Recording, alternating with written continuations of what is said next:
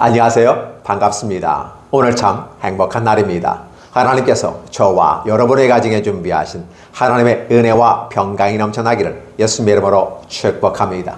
마가복음 14장 12절로 21절에 있는 말씀을 중심으로 기록된 대로와 차라리 라는 제목으로 말씀을 나누고자 원합니다. 12월의 셋째 주 마지막 한 주를 남겨놓고 주일 예배를 드리게 되었습니다. 감사합니다.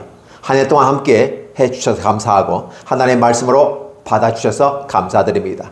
이제 우리는 1년의 모든 과정 속에서 마지막 평가를 남겨놓고 있다고 생각됩니다. 그러나 너무 살벌한 것처럼 느껴지기 때문에 바로 크리스마스가 우리에게 다가오고 연말 분위기 메리 크리스마스 and 해피 뉴 이어 이렇게 해서 우리가 인사를 하게 됩니다. 새해 복 많이 받으십시오. 미리 한번 전해봅니다. 하나님께서 오늘 저와 여러분들에게 많은 복을 주시기를 원하는 그 과정 속에 있지만 여전히 마지막이라는 부분 속에서는 어떠한 복을 거둬드릴까를 생각해 봅니다. 여러분의 마지막 유종의 미를 거두십시오 라고 마지막에 인사말을 하게 될 것입니다. 맞습니다. 유종의 미, 마지막 마무리하면서 아름답게를 마무리했으면 좋겠습니다. 잘하고 좋은 관계 속에서 좋은 성과를 맺은 것 대단히 중요합니다. 그러나 항상 그럴 수만은 없는 것도 사실이기 때문에 그렇지 못하다 할지라도 최선을 다해서 마지막까지 아름답게 성과가 100점으로 마칠 수도 있지만 80점이나 70점, 60점으로 마칠 수도 있기 때문에 그렇습니다. 어쨌든 모든 사람들이 생각하는 부분 속에서 합당하게 맞는 적절한 의미에서 유종의 미, 그것은 각 개인의 기준에 따라 다르다는 것입니다. 마찬가지로 오늘 우리들의 신앙 또한 그렇게 일률적으로 전체가 다 100점일 수가 없고 전체가 다 낮을 수는 없습니다.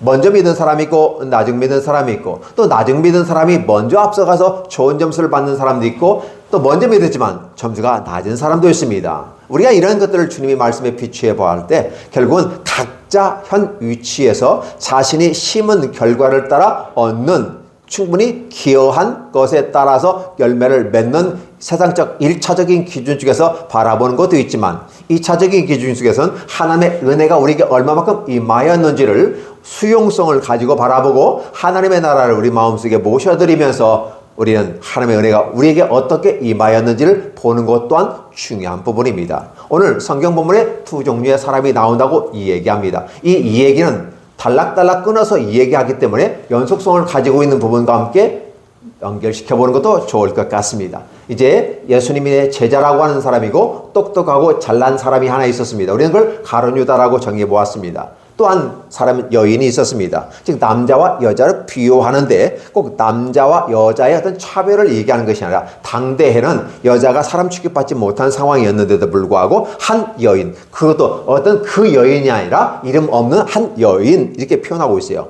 물론 다른 성경에서는 이름을 구체적으로 명시하기도 하지만 오늘 본문에서는 강조점이 이름 없는 한 여인으로 표현하고 있습니다. 그런데 말입니다. 먼저 믿었고 먼저 앞서갔고 뭐더 똑똑하고 잘난 것 같은데 막상 자신의 계획에 따라 주님께서 원하게 행동하지 않으니까 결국은 예수를 팔아서라도 나의 손해를 보상받고 싶고 그래서 이제는 나의 그동안 쫓았던 내 인생에 허비하지 않기 위한 합리적이고 현명한 선택을 해서 자기 스승을 팔아버리겠다라고 생각합니다. 여러분들은 어떻게 생각하십니까? 스승을 3년 동안 쫓아다니면서 보고 배우고 경험하고 각종 하나님의 아름다운 기적들을 체험해보면서 귀신도 내쫓아보고 병자도 치유했던 제자 중에 하나였습니다. 그럼에도 불구하고 자신이 원하는 스타일의 모습으로 그가 움직여주지 않을 때 예수를 팔아버립니다. 우리 역사 속에서 정도전이 이성계 장군을 중심으로 일들을 도모하게 될 때 자기가 원하는 방식으로 이성계가 움직이지 않았어요. 그렇다고 해서 이성계를 배신하지 않았습니다. 오히려 함께 어떻게 조화를 만들어갈까를 생각하는 것이 정도전이었고 그 과정 속에서 조선이라는 나라가 탄생했습니다. 그런데 가룟유다는 예수께서 자신이 원하는 대로 자신의 맞춤으로 예수께서 움직여주기를 원하였는데 사실은 신앙이라고 하는 것, 믿음이라고 하는 것은 우리의 생각을 내어버리고 하나님의 생각을 따라서 가게 되는 것이고 나를 내려놓고 하나님을 모셔드리는 것인데 가룟유다는 끝까지 자기 것을 중심으로 가서 결국은 예수님을 팔아버리기로 작정했고 또 돈까지 준다고 하니까 일석이조 아니겠는가를 생각해 보았던 것입니다. 그런 반면에 이름 없는 한 여인이 옥합을 가지고 와서 예수의 머리에 붓고 온몸에 적셔서 자기 머리카락으로 예수의 발을 씻었다라고 하는 다른 복음서에 있는 것과 믹스해서 생각해 보면 이렇게 그림이 그려집니다. 자, 이랬을 때 바로 마갈은 하나님의 나라가 누구의 것이냐라고 묻는 것입니다. 가룟 유다의 것일까요? 제자의 사도의 것이었을까요? 이름 없는 한 여인이 하나님의 나라를 소유하고 있었다는 것입니다. 그럼 뭘 기대하지도 않았습니다. 단지 그가 가지고 있는 가장 소중한 1년치 예산의 연봉을 털어서 살 만큼의 값비싼 나들을 주님을 위해서 허비했습니다. 과연 그것이 허비한 것일까요? 주님은 이렇게 번합니다. 그건 허비가 아니고 낭비가 아니고 적절하게 썼는데 나의 장례를 준비하기 위해서 자기의 소유 가장 좋은 것을 드렸던 여인이다. 더 이상 이 여인을 괴롭게 하지 말고 앞으로 차후에 복음이 전파되는 곳에 이 여인이 행한 일도 전파되어야 한다라고 말씀해 주심으로써 복음의 한 축에 아웃사이드지만 들어가게 됐다는 사실입니다. 본 게임은 예수 그리스도께서 십자가에 죽으시고 살아난다는 것입니다. 그런데 사람으로 할 수 있는 어떤 것도 기대하지 아니하고 오히려 자기를 희생하며 성경을 이것을 희생이라고 표현했을 때 좀 더 다른 표현을 쓰면 화목, reconciliation이라고 표현했습니다. 화목해 하는 직분을 맡는 거죠. 대단히 중요한 부분입니다. 자기 희생이 없으면 화목으로 갈 수가 없어요. 왜냐하면 서로 밀고 땡기고 하면 욕심을 따라가면 어려워요. 이게 얼마나 어려운지 아십니까? 목사님들조차도 이게 어려운 거예요. 자기가 손해되지 아니하고 오직 내 것을 찾고 내 명분을 세우고 나아가려는 이 모습들이 서로가 싸우게 되고 불협화음이 일어나게 됩니다. 그런데 이 여인은 바로 자기 희생이에요. 주님께서도 자기 몸을 우리에게 내어줘 희생하게 함으로써 화목제물로 삼으셔서 화평케 하는 직분을 감당하시는 그 위치에서 있는 예수 그리스도. 과연 이 여인이 그걸 알고 했는지 모르고 했는지는 모르겠지만 바로 이 여인은 예수님에게 주신 자기 안에 하나님의 나라가 임하니까 자기의 것을 값없이 계산하지 아니하고 온전히 드렸다라는 것이었습니다. 그런데 그게 장례를 준비한 것인지는 모르겠지만 주님은 그 여인의 한 행위를 장례를 준비하기 위한 것이다 라고 말하면서 더 이상 나의 장례가 끝난 다음에 향품과 향유를 바르러 오는 것을 허락지 아니한 것처럼 느껴집니다. 근데 이런 사실을 우리는 뻔히 알고 있지만 나중에 예수께서 죽으시고 부활절 첫날 새벽 미명에 여인들이 가서 장례식 때 못했던 것을 하려고 했다는 사실입니다.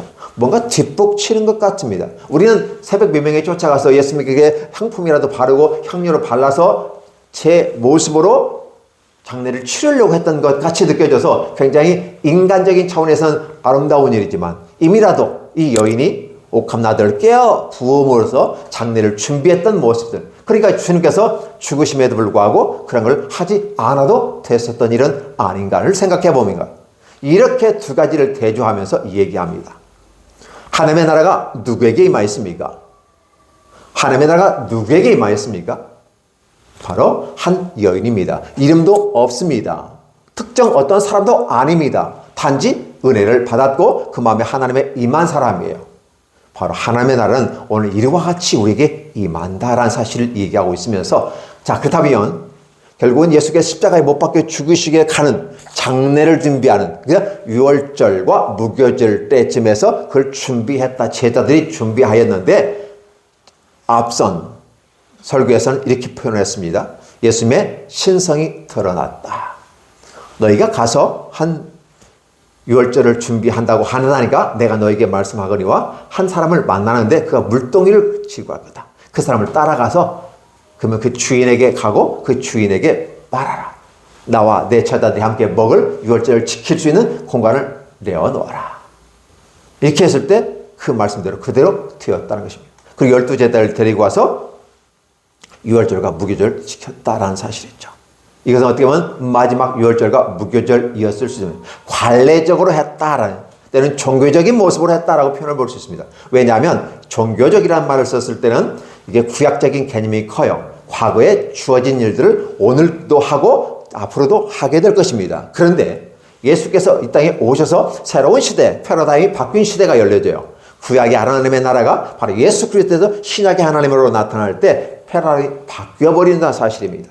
이러한 과정 속에서 이제 주님은 거기서 신성이 드러나게 되는 것이었죠. 그래서 준비하는데도 미리 사전 예약을 했다라고 일반적으로 평가한다는 것을 앞선 설교에서 얘기했지만 사실은 주님의 신성 가운데 나타나는 거라고 말씀을 드렸습니다. 오늘 저의 말씀의 설교 포인트는 이것을 넘어서서 두 번째 설교이기 때문에 바로 이 부분을 옮겨가고자 원합니다. 주님은 자신의 유월절과 무교절의 마지막 이것에 참여하고 난 다음에 이제 십자가에 못 박혀 죽으셔야 되는 그 상황의 길로 걸어가고 있는 것입니다. 그런 과정 속에서 주님은 이렇게 말합니다. 나는 기록된 대로, 즉 그 메시아가 누구이든 간에 메시아에게 대한 성경에 기록된 대로 그 길을 가거니와 이렇게 돼요. 그러니까 사람들은 저마다 자기의 길을 걸어가는 거예요. 예수님은 예수님대로도 성경에 기록된 대로 와서 십자가에 못 박혀 죽으시고 3일 만에 부활할 것이다. 3번씩이나 순환을 예고했던 것입니다. 그런데 그 와중 속에서 제자들은 왁자지껄 정신없는 다툼이 벌어졌고 갈등들이 벌어지는 반면에 오히려 순수하게 일반 성도들의 모습 가운데는 하나님의 나라가 쑥 하고 들어와서 하나님의 나라의 행복을 맡기면서 만끽하면서 자신의 것을 아낌없이 드려지는 모습, 그리고 주님의 장례를 친히 준비한다고 주님께서 칭찬하시는 것으로 이게 보여진다면 우리 이러한 부분에 다시 한번 생각해 봐야 하지 않을까 생각되어집니다. 자, 앞선 설교에서는 가룟 유다와 한 여인의 비유를 들었습니다. 오늘 이 본문에서 설교는 바로 예수님과 가룟 유다의 모습으로 표현해보고 싶습니다. 예수님은 기록된 대로 가거리와 예수님도 자신의 길이 있더라는 거예요. 오늘 저와 여러분들은 어떤 길을 가고 있습니까? 25년 한 해를 하나님이 허락해 주셨고 열심히 달려왔습니다. 이 시점에서 여러분들은 저와 함께 생각해 보아야 될 것입니다. 나의 달려온 길은 어떤 길이었는가? 단지 1차적인 의미에서 나의 육체와 나의 이 땅의 가족들을 위해서, 아니 나의 야망과 목적 달성을 위해서 열심히 달려왔는가라는 부분입니다. 자신의 길을 걸어왔느냐는 걸 묻는 거예요. 이건 묻지 않아도 여러분 그 달려왔을 거라 생각되어지고 과연 성과를 얼마만큼 얻었느냐라고 했는 것은 좀 차이가 있지만 자신의 길을 걸었다는 데서는 이의가 없을 것입니다. 예수님도 자신의 길을 걸어가는 것입니다. 오늘 누구든지 동서남북이라는 길이 열려집니다. 내가 어느 곳으로 가든지 가서 주의 이름으로 함께 그곳에 있으면 나가 쫓아가서 너에게 복을 줄 거다. 아브라함의 자손들에게 그렇게 하나님께서 복 주시겠다고 말씀하셨던 것을 기억해 본다면 오늘 저와 여러분들은 동일한 길을 걸어가는 사람, 아니면 비슷한 길을 걸어가는 사람은 있거니와 같은 계열의 길을 걸어가는 사람이 있거니와 그러나 정반대의 길을 걸어가는 사람도 있더라는 사실입니다. 그래서 나는 기록된 대로 간다라는 색을 주님께서 이야기합니다. 그런데 말입니다. 오히려 주님의 나라에 함께 동역해야 될 제자 중에 하나였던 가룟 유다는 예수를 팔아버리고 돈을 받아서 실속을 챙기고 실용적인 삶을 살겠다고 하면서 가버렸던 이 모습을 보면서 저는 차라리 나지 아니했으면 더 좋았을 텐데 라는 가정법 용어에 쓰면 어떻게 해요? 더 좋았을 텐데 쓰고 제가 차라리 나지 아니했다면 이렇게 직역을 해볼 수 있습니다. 물론 의역이라면 똑같이 이야기하겠죠. 저는 차라리 나지 아니했으면 좋았을 것이다. 한국적인 언어 표현입니다. 그럼 영어에서 표현해서 어떻게 돼요? 더 좋았을 것이다. 뭘? 그러니까 사실은 나지 않는 것보다는 우리가 더 좋았다고 하는 것을 더 희망하며 얘기하는 것 같은 느낌을 받아요. 이게 차 더 좋은 게 뭐냐? 안 나는 게 태어나서. 근데 또 인생이라고 하는 그렇게 될 수 있는 건 아니지 않습니까? 인생은 내 마음대로 되어가는 게 아니라 하나님의 계획 가운데서 움직여지는 거예요. 그래서 인생은 내 마음대로 되지 않는 것이 인생이라는 사실을 인정하고 가는 것이 대단히 중요하고 자신을 인정하고 내려놓는 것이 중요하고 하나님이 나에게 임하여서 함께하는 걸 원하는 겁니다. 하나님께서 바로 독생자 예수 그리스도 안에서 하나님의 아름다운 신령한 보물들을 우리에게 허락하시고 성령으로 말미암아 적용시켜 나가는 위대한 하나님의 구원 사역과 하나님의 우리를 입성시키기 위한 그 길에 일하고 계시는 것처럼 오늘도 저와 여러분들은 함께 그 길을 걸어가는 것입니다. 그래서 25년도 한 해를 보내면서 여러분 어느 길을 걸었습니까? 때로는 목사님들 같은 경우는 목사의 길 목양에 힘썼다. 또 어떤 분들은 교회에 영향받지 않으면서 전도자의 길을 걸어가는 분도 있습니다. 어떤 분들은 목회하면서도 부흥사라고 하는 부분 속에서 더 많은 영향 속에서 끼친 사람들도 있을 것입니다. 아니면 병신들 중에서는 단기 선교, 장기 선교, 병신도 선교, 다양한 방식 속에서 복음을 전하였던 것입니다. 그것이 아니라면 내 삶의 현장 속에서 삶의 현장의 전도자로서 살아가면서 더 많이 열심을 일했을 것입니다. 그렇다면 그 길만 걸어가는 사람이 있겠습니까? 우리가 반대의 길을 걸어가고 하나님의 나라를 위해서 또 교회를 위해서 일을 하기보다는 개혁이란 이름으로 좋지 않은 모습들을 다루고 있었습니다. 긍정적인 부분은 좋지만 부정적인 부분도 만만치 않다는 것을 생각하면서 우리는 무엇을 만들어가고 개선하고 고쳐갈 것인가를 생각해보면 차라리 좋을 것 같습니다. 반드시 평가라는 건 있어요. 세상에 이 땅에 태어났는데 내가 차라리 이 땅에 태어나지 않았으면 더 좋았을 건데 라고 했던 사람이 한 사람이 있었어요. 누구일까요? 여러분이 알고 있는 성경의 인물 중에서 어떤 사람이 그런 말을 했을까요? 바로 욥이었습니다. 하나님 말씀대로 열심히 살았고 그 말씀대로 수고했고 제사를 드렸고 의롭게 삶을 살았고 이 땅에서 반듯하게 살았다고 생각했습니다. 그런데 자신에게 다가온 것은 엄청난 사건이 발생했어요. 이루 말할 수 없는. 그러니 많은 사람들은 네가 겉으로 보기에는 그렇게 열심히 하는 것 같지만 실상은 네가 잘못이 있으니까 그렇게 결과를 얻은 거 아니야? 인과응보 아니야? 근데 너는 분명히 잘 살았다고 말했지만 잘못 산 것 아닐까? 회개해. 욥이 나 잘못한 게 없어라고 하니까 2차, 3차에 걸쳐서 네가 교만하구나, 오만하구나 막 하면서 공격을 퍼붓는 일들을 하게 되는 것입니다. 근데 뭐니? 그들이 그렇게 공격을 퍼붓기에 앞서서 욥에게는 악창이란 종기가 문둥병 비슷한 게 나타나게 하면서 너무 힘든 고통을 겪습니다. 아내도 떠났습니다. 아들도 떠났습니다. 아니 죽었습니다. 딸도 죽었습니다. 전 재산은 다 없습니다. 누구 내게 남아있는 친구라고 하는 친구들밖에 없는데 그 친구들마저도 공격하는데 더 힘든 것은 육체적인 고통이었습니다. 그러다 보니까 내가 차라리 태중에서 나지 아니하였더라면 어찌하여 모태가 어머니가 내 무엇에 날 조성하였던가 내가 태어났던가 하면서 자신의 태어남을 원통해하는 모습을 봅니다. 여러분 기억해 주세요. 이 장면과 가룟 유다의 모습은 전혀 다릅니다. 단지 차라리라는 단어 하나 공통점 갖고 얘기했을 뿐입니다.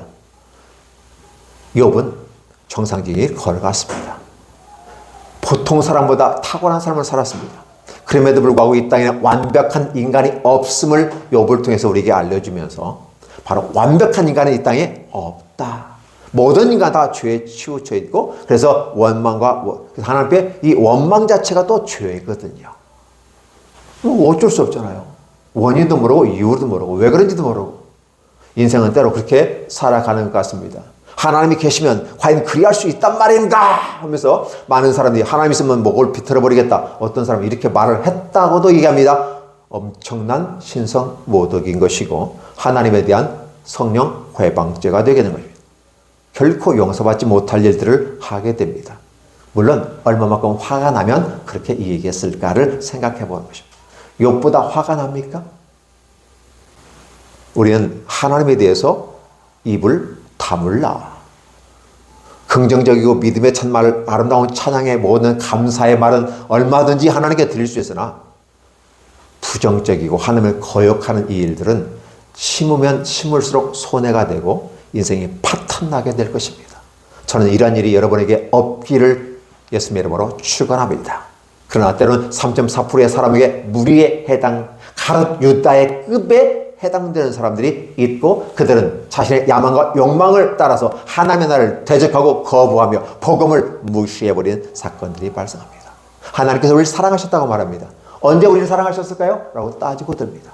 예수께서 우리를 사랑하신다고 하니까 어떻게 해요? 십자가에서 몸을 찢어서 자기 몸을 살로 우리에게 주었습니다. 그래서 성찬 예식을 통해서 성례 예식을 통해서 우리는 그걸 경험하고 있습니다. 그리고 우리는 살을 통해서 또 우리는 포도주를 통해서 피를, 빵을 통해서 살을 대신해서 기념하는 것입니다. 그래서 예수님은 자신의 몸을, 자신의 피를 우리 위해서 쏟으셨다. 아낌없이 쏟으셨다. 그런데 말입니다. 그렇게 십자가에서 우리를 위해서 주신 이것을 거부하고 거절하는 자들이 있습니다. 저항하는 자들이 있습니다. 그렇게 됐을 때 그들에게 돌아가는 건 당연히 화가 임할 것입니다. 복음에 대하여 정당하게 거절하는 것은 거절하지만 그러나 강력하게 소극적인 차원에서는 어때요? 무시를 합니다. 적극적인 차원에서는 대적하고 저항합니다. 이러한 것으로 말미암아 그들에게는 화가 있을 거라고 성경은 예언하고 있고 이러한 것은 반드시 임하게 될 것입니다. 왜냐하면 이 땅에서도 심은 대로 걷는 건 당연하지 않겠습니까? 하물며 성령의 하시는 역사에 성령 회방주의가 되면 결코 용서받지 못하는 죄이기 때문에 반드시 지옥에 가는데 바로 그 일을 가르치다가 하고 있다는 것입니다. 설령 여러분들은 이 길에 들어서지 않기를 예수님의 이름으로 축원합니다. 가룟유다, 똑똑하고 지혜로운 사람이었습니다. 스마트한 사람입니다. 현실적인 사람입니다. 합리적인 사람이었습니다. 그러나 그것으로 하나님의 나라에 이룰 수 없음을 우리는 여기서 보는 거고 결국은 차라리 그가 태어나지 않았더라면 이 말을 쓰게 됩니다. 또 어떤 성경은 연자맷돌에 차라리 연자맷돌에 메고 빠져 들어가는 것이 좋겠다 그러면서 다른 사람을 지옥으로 이끌어가는 사람들을 향해서 말한 적도 있습니다. 차라리 내 눈을 빼어버리라, 내 팔을 한쪽을 잘라버리라, 한 다리를 잘라버리라 이렇게 얘기합니다. 한쪽이 없이도 들어가는 게 낫지 않겠어요? 차라리 연자맷돌을 메고 들어가는 게 낫다. 자, 이 차라리란 말은 부정적인 단어와 함께 쓰이는 부사로 보시면 좋을 것 같습니다. 부정적인 의미입니다. 차라리 태어나지 않았다면, 차라리 태어났더라면 이 표현은 어울리지 않는 거죠. 차라리 태어나지 않았더라면 이게 더 정확한 표현입니다. 이게 부정적인 의미하고 함께 쓰이게 됩니다. 제 갈 길을 가는 긴 가는데 기록된 대로 가거니와 라고 십자가에 못 박혀 죽으시는 그 길로 가거니와 예수님은 그 길을 걸어가셨다는 말을 하는 것이고 가룟유다는 차라리 태어나지 아니하였더라면 훨씬 더 좋았을 텐데. 근데 뭐라고 베드로는 그 말을 했죠. 그 사람 어떻게 됐나요? 우리 같은 제자이고 사도 아니었습니까? 궁금합니다. 주께서 말씀하십니다. 그에 대해서 묻지 말라. 이미 예수님은요. 필요악으로서 가룟유다를 사용하고 계시는 겁니다. 필요악입니다. 예수를 팔아버리는 악을 행하는데 있어야만 되는 건 필요악. 그래서 차라리 그가 태어나지 않았다면 이 일을 하지 않았을 수 있는데 태어나서 그 길을 걸어간다는 사실이에요. 그러나 그렇게 걸어가면 화가 있을 것이다. 여러분 기억해 주시면 또한 성경에 이렇게 표현합니다. 실족하지 않을 수 없으나 실족하는 자에게 화가 있으리로다. 어떻게 생각하세요? 사람이 실족하는 건 당연하다는 거예요. 누구나 실수할 수 있다는 거예요. 그러나 실족하는 사람은 화가 있다는 거예요. 오늘 가룟유다를 향해서 지칭하는 말은 아니었을까? 생각해 보는 것입니다. 여러분은 어떨까요? 목사인 저 자신도 내가 만나는 수많은 목사님들 가운데서도 아니면 장로님이나 권사님이나 기타 여러 직분자들 만났을 때도 여전히 우리는 자신의 야망과 자신의 욕심과 자신의 체면을 자신의 명분을 생각합니다. 그래서 거기 위해서 엄청나게 싸웁니다. 복음 갖고 싸우는 일을 봤으면 좀 좋겠습니다. 하나님의 말씀을 갖고 싸우는 건 좋겠습니다. 근데 하나님 말씀 갖고 싸워도 결국은 어떤 것 갖고 싸워요? 명분 갖고 싸워요. 교단이 나눠진 사건에도 보면 그런 명분 갖고 싸워요. 그래서 결국은 자리를 많이 만들어가서 우두머리 하려는 이런 야망과 욕심이 많지는 않았나? 질문을 해보는 것입니다. 결국은 그러한 모습을 드리는 거죠. 우리는 저마다 길을 걸어가는 건 분명합니다. 그러나 주님의 나라 백성 그리고 기독교인, 목사나 장로나 직분은 하나님의 섬기는 위한 하나의 필요에 의해서 만든 직분이기 때문에 그 직분 갖고 얘기하지 마십시다. 그들을 가르쳐 우리는 기독교인이라고 말하는 것이고 그 가운데서 좀 성숙한 사람들을 기독교인이 아니라 기독인으로, 기독교인과 기독인은 차이를 좀 두고서 설명해 보는 것이 더 좋겠습니다. 기독교인은 종교인으로서 기독교인을 얘기합니다. 다른 종교와 비교해 보았을 때 그렇습니다. 그러나 기독교 안에서는 기독교인과 기독인으로 구분한다면 염소와 양의 모습으로 구별해 볼 수도 있고 우리의 지향점입니다. 바로 양의 자리인 것입니다. 염소의 자리가 아닌 것이죠. 심판대에 있을 때 양의 자리에 들어가야 천국에 들어갈 것이고 염소 자리에 있을 때는 결국은 심판을 받게 되는 것입니다. 그래서 복음을 받아들여서도 복음이 왜곡된 복음을 받아들이는데 그 왜곡인 어떻게 해서 왜곡이 되느냐? 자신의 판단과 경험과 기준을 내려놓지 아니하고 그렇죠? 내려놓아야 되는데 내려놓지 않고 주장하게 되는 걸. 그래서 결국은 복음을 받아들인 것 같은데 이 복음을 오히려 자신의 야망과 욕망을 통해서 이용하려는 왜곡된 복음을 가지고 가는 자들에 의해서 생기는 것 때문에 종교가 되는 겁니다. 그리고 종교성이 있게 되는 것이죠. 이 종교성은 대단히 좋은 것입니다. 그러니까 이 종교성이 종교에 머물러 버리면 안 되는 것이고 이 종교성이 신앙으로 올라가고 성장하며 성숙하는 것이 더 아름다운 것으로 보여지게 되는 것이죠. 예수님은 어떻게 합니까? 자신의 야망과 욕심을 따라 가보려면 이 땅에서 얼마든지 폼잡고 하실 수도 있었어요. 그렇죠? 사단에게 절해 볼 수도 있고 돌멩이를 떡덩이 만들어 볼 수도 있고요. 얼마든지 능력이 있었어요. 높은 곳에서 떨어져 자기 과시하면서 할 수도 있었어요. 그러나 주님은 자신은 이 땅에 오신 이유가 오늘 우리들을 위해서 바로 화목제물로 자기 몸을 내어주어서 자신의 몸과 피를 사랑하는 자들을 위해서 아낌없이 내어놓은 화목제물로 내놓았던 것입니다. 하나님 앞에서 말입니다. 그 길을 걸어야 되기 때문에 그런 것을 취향하지 않고 내려놓는 양의 모습으로 내려놓는 모습으로 하나님 앞에 순종해가는 모습을 보았어요. 그게 기록된 대로 가는 길입니다. 오늘 성도들은 어떤 길을 걸어가야 됩니까? 바로 성경의 말씀에 기록된 대로 삶을 살아가면 물론 그것은 힘든 일이고 어려운 일이고 종교인으로 살아가면 편합니다. 그러나 신앙인으로 살아가면 좀 어려워요. 왜? 내가 그와 같이 변화를 가져오고 성숙한 모습을 보여주어야만 하기 때문에 그래서 그에 희생이 따르게 되는 것입니다. 우리는 이러한 모습이 사랑에 기초하지 않고서는 안 된다라고 말하는 것입니다. 종교는 사랑이 아니어도 의무의 종된 모습으로 의무성에 머물러 있으면 종교입니다. 그러나 희생과 사랑으로 자유하는 자로서 얼마든지 그래서 이 한 여인이 자기 옥합을 누가 깨라고 한 것도 아니고 가져오라는 것도 아니었어요. 스스로가 자발적으로 저 앞에 드려지는 이 모습은 바로 신앙인의 모습의 한 절정체였다는 것입니다. 그분이 아까운 거 몰랐을까요? 알아요. 그럼에도 불구하고 주님 앞에서 그 어떠한 것도 소중한 게 없다.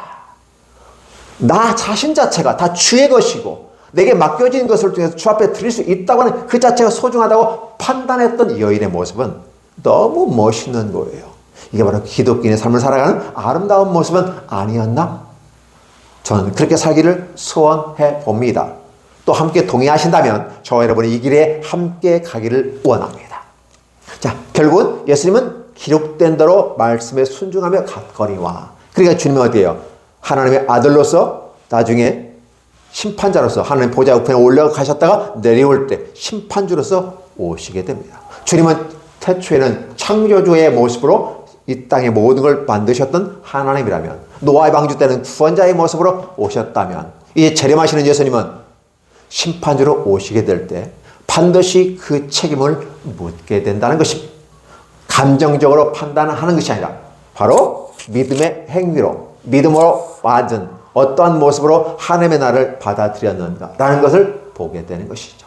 오늘 이것이 바로 악마의 디테일이라고 하는 거예요.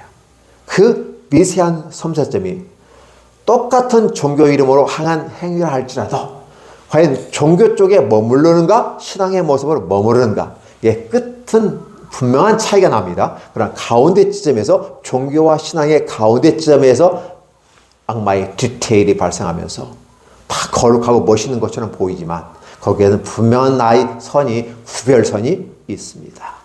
바다와 육지가 구별이 되어 있습니다. 바다와 육지는 경계선이 있습니다.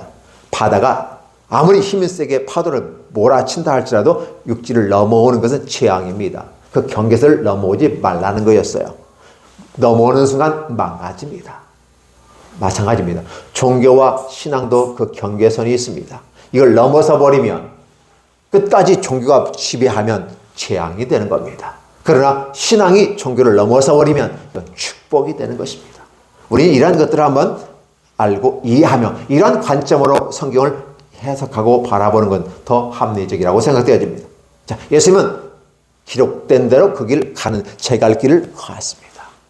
또 가룟유다는 또 나름대로 주님을 배신하고 차라리 나지 않았으면 좋았을 뻔했을 것이다 라고 하는 주님의 안타까움이 서린 이 찢어지는 주님의 마음을 가지고 표현하는 이 모습을 보면서 오늘 성찬식에서 그걸 알려주고 있어요. 왜 그때 그 기념에 얘기했을까요? 그 제자들에게뿐만 아니라 오늘 이 시대에 사는 저와 여러분들도 그 내용을 통해서 다시 한번 객관화시켜서 보라는 사실이에요. 객관화시켜서 보라고요. 우리의 삶의 선택은 어떤 것인가? 우리의 삶의 선택은 무엇인가? 선택은 우리에게 주어지지만 결과에 대해서는 책임을 져야 되는 이러한 모습이 오늘 기독인들에게 다시 한번 던져주는 것입니다. 성경 말씀은 믿지 않는 사람들 향해서 주시는 말씀이거니와 그럼 믿는 자를 중심으로 어떻게 구원에 이르고 은혜 속에 이르게 되고 최종적인 그 은혜의 정점은 십자가에 죽으시고 살아나시는 유월절과 무교절의 핵심 그 현장에서 바로 하나님의 나라가 누구에게 보여지고 임하였는지를 보게 됩니다.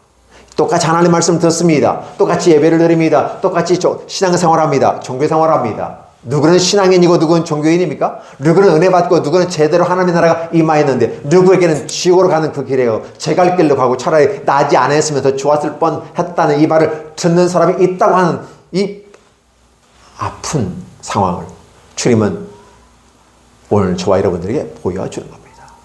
다시 한번 얘기합니다. 저와 여러분들에게 주시는 이 말씀을 통해서 무엇이 보이고 무엇이 느껴지고 무엇을 생각하십니까? 라는 질문이에요. 여러분은 이 말씀을 통해서 무엇을 생각하시겠습니까? 어떤 결론을 여러분 적용하며 나아갈 수 있겠습니까? 여러분의 생각을 정리하십시오. 여러분의 판단이 여러분에게 복이 되고 생명이 되기 원합니다. 저주와 화가 되지 않기를 간절히 원합니다. 기도하겠습니다. 하나님 감사합니다. 귀한 은혜와 능력으로 이끌어주셔서 감사드립니다. 무한한 사랑과 은혜를 바라며 오늘도 주님을 찬양하며 감사드립니다. 기쁘다 구주 오셨네. 메리 크리스마스 and 해피 뉴 이어. 인사하는 이 모습 가운데 메리 크리스마스라고 하는 이 아름다운 외침, 기쁘다 구주 오셨네라는 이 기쁨의 성탄 축하 예배를 함께 우리는 기다릴 것입니다. 12월 25일 저희는 11시 30분에 예배를 드립니다. 하나님 축복해 주옵소서. 함께 임하시고 찬양을 받아주시고 감사를 받아주시고 우리에게 하염없는 끝없는 사랑을 내려 주시옵소서. 예수님의 이름으로 축복하며 기도합니다. 아멘.